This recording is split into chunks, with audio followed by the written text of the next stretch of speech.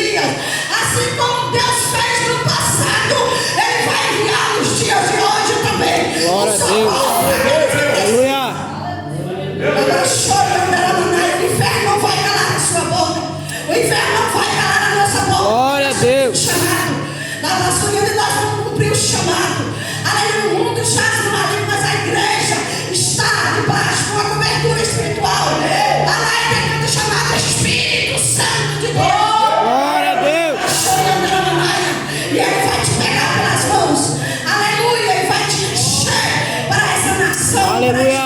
para a sua família. Louvado seja o nome do Senhor Jesus. Aleluia.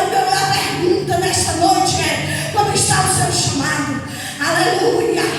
Louvado seja o nome do Senhor. Labaixou e cantará. A caminhada não é fácil, mas o Senhor está no controle de todas as coisas. Louvado seja o nome de Jesus Cristo de Nazareno. Aleluia. Louvado seja Deus.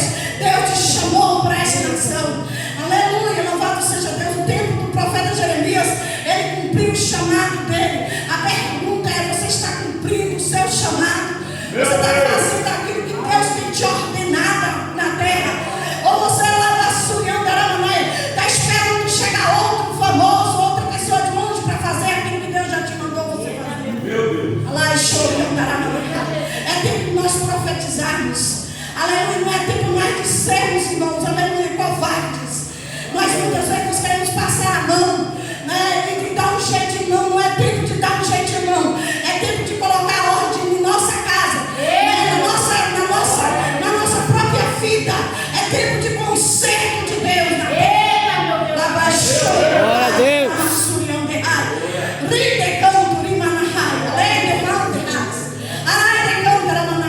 Profeta Jeremias, você conhece o verdadeiro profeta? Você conhece o verdadeiro homem de Deus, mulher de Deus? É quando Deus chama ele, que ele não se coloca como grande. Quando Deus chamou Jeremias, Jeremias se sentiu como uma criança, dizendo que ele nem sabia falar. O homem já era sacerdote, mas quando ele olha para o chamado de profeta, irmãos, lá e chora e cantará na rádio. Ele fala profeta, a gente acha que é coisa boa. Aleluia.